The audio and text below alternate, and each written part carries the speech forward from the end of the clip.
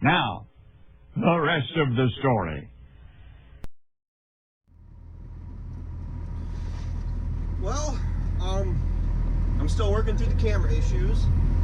I've been wearing my microphone, which I hope you guys can hear me. I'm not sure, for some reason my camera isn't picking up the microphone. So I'm just going to try and talk loud enough that hopefully one of these works.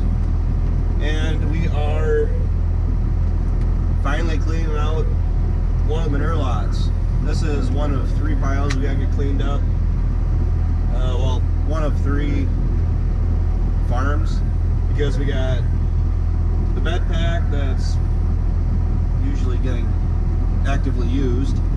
We got the compost piled over my other shoulder, and then we got where I'm currently feeding the hay out, where the hay feeder is, and then we got the heifer lot, or the current heifer lot, that I'm putting in hay and fodder openly where I don't have a feeder out. So there's significantly more waste, but at the same time there's only 11 of them in there, and they're not really burning through a whole lot either. So we're spreading on chisel ground up at the home farm, and the ground for being March 22nd, yeah, March 22nd, for being able to drive out on the field ground and not have mud coming up around on the tires is quite odd, but we'll take it. I was just telling Ryan that earlier. I'll take not necessarily drought conditions, but I will take drier conditions. Or as every farmer will say, I'll take the right amount of rain, exactly when I want it, and just the right amount of time, and not cause any washing, and it comes a nice gentle rain so it all soaks into the soil, and then you wake up. That's just not how it works.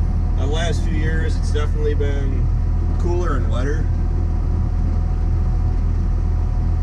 and we're still getting yield, but definitely more of a challenge to get the crops in and get them taken back out and get hay made. And there was that revelation I made just here lately, which I'm sure I realized it at the time, but especially when I'm looking at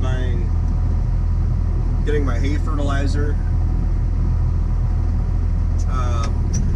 acquired, paid for, and spread. Now here's the real trick. I gotta drive all the way out to the field now. I'll catch up to you.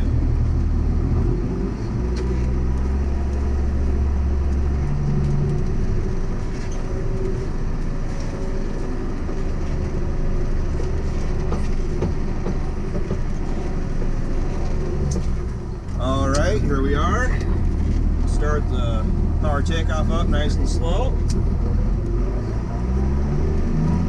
And throttle up to 2,000 RPMs. 7th gear, let the web get all the manure back to the beater. And we're going to crank up about 9th gear. I'm not putting this on super heavy. And as far as why am I spreading it right outside of the cow lot, other than the obvious fact this piece could use the manure. I mean, it's not the worst part of the field that needs fertilizer. I had my mom and my niece with me, and I didn't want to bounce them around too much because she was trying to get Lucy to fall asleep. So just without having to road it too far up and down the field road, it just made sense. And mission accomplished, because she didn't get Lucy to fall asleep. And this isn't going to take too much longer. Just this little piece right here is all I'm doing. Then we can get back to where we were. We got a lot of manure to haul yet, and I'm actually not even planning on running this for forever. He's going to take this back over. I was actually working on the corn planter. I'm halfway done with the rows on that. I'm 6 rows down, 6 rows to go. I'm still working on the gauge wheels and the seed discs. I gotta do all the chains and stuff yet, but planting is a ways away yet. But if I can incorporate working on the planter as I can, and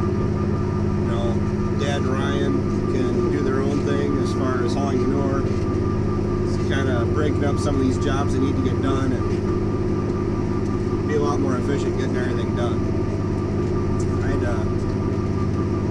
Seems like it happens every year though. I had to go through and change out the oil on the 76 back over to heavy oil because I had winter oil in it. And we're going to start working the tractor heavier here. I'd rather have the heavy oil back in it because unfortunately she's our primary go-to tractor. The 4020, now that the weather's kind of dried up, as long as we don't need the front wheel assist on the 76 to grind feed, the 4020 can start doing that and take some of the hours off the 76. But this is great. I mean, we're a month out from planting, hopefully. Last week of April is typically where I'd like to start. But we got so much to do, and if it's dry out like this, we can check fences. The cows are calving, so I can tag calves and haul manure, fix sinkholes, run boundaries, seed some waterways, seed some field ground down. We don't have as much seeding to put down this year as we did as we did last year. But I think Dad's gonna no-till some small alfalfa seed into some grass strips we have. So we're gonna see how that works out if we end up doing it, because he's not entirely sure if he's just gonna tear it up. But as far as the feed goes, we're sitting great on cow feed. The bedding is starting to get down there, but I'd say the bedding is running down to the point where it needs to be, because I don't like to carry over old crop fodder bedding bales, corn stalk bales, so everybody understands what I'm talking about, to new crop, to the next fall, the next winter, because when they get rained on all summer, they get rotten and gross. And to be quite honest, I'd rather be feeding the nice new floofy dry bedding as long as you can get it made. And as far as everything that we're spreading on, this ground was chiseled last fall. It got chiseled last fall, which is great. We are causing compaction by driving on it like this, especially with the manure spreader with truck tires on it. They're not floaters, which it's just the spreader that we have to use. It's not, we haven't actually bought a spreader other than this is what Grandpa had. We bought from his estate sale. I mean, he bought it for hauling dairy manure. But Dad's chisel plow, I imagine, will be hooking up and running over all this again just to incorporate some of this manure, because this isn't a double beater where it's got a smaller upper beater on it above the main beater, so you do end up getting slugs, and especially with this grassy bedding stuff the cows laid on, it's stringy, so it doesn't want to break up that well.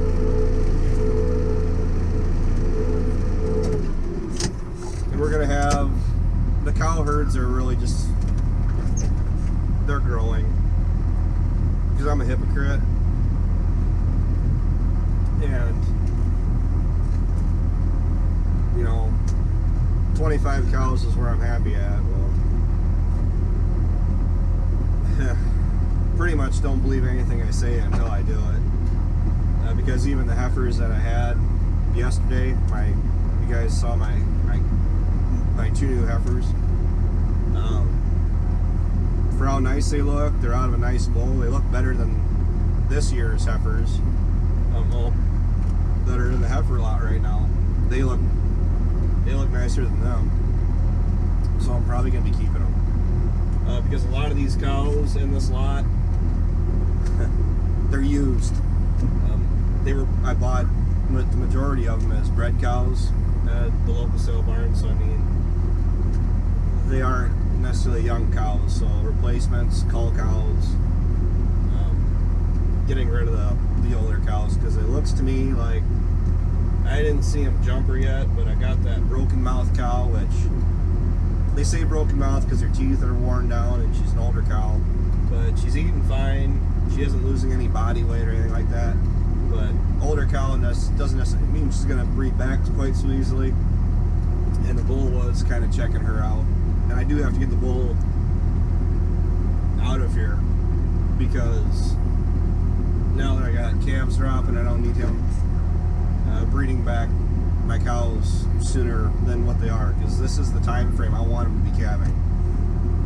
March 15th to May 1st would be about ideal for me. So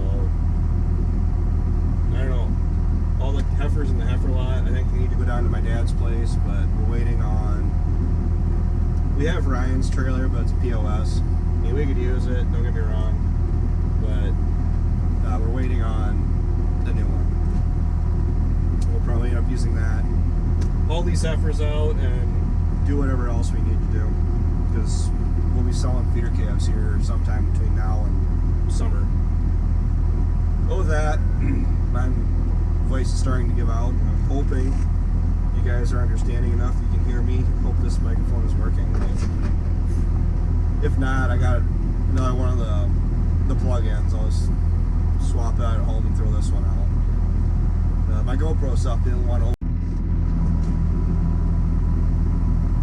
The camera was done filming before I was done talking, but yeah. I lost my train of thought and I'm losing my voice. So you guys are watching the rest of the story. More action shots and stuff like that are coming. We got a lot of manure to haul, so we'll start doing more filming. Make sure you like, comment, and subscribe. As always, hate self-promoting my channel. Absolutely hate it. But unfortunately, if I don't get the support from my viewers as far as the comments and the likes, it just throws this channel into obscurity, and that'll be it. So on that, thanks for watching, thanks for tuning in, take care, take it easy, keep in touch. Talk to you guys later.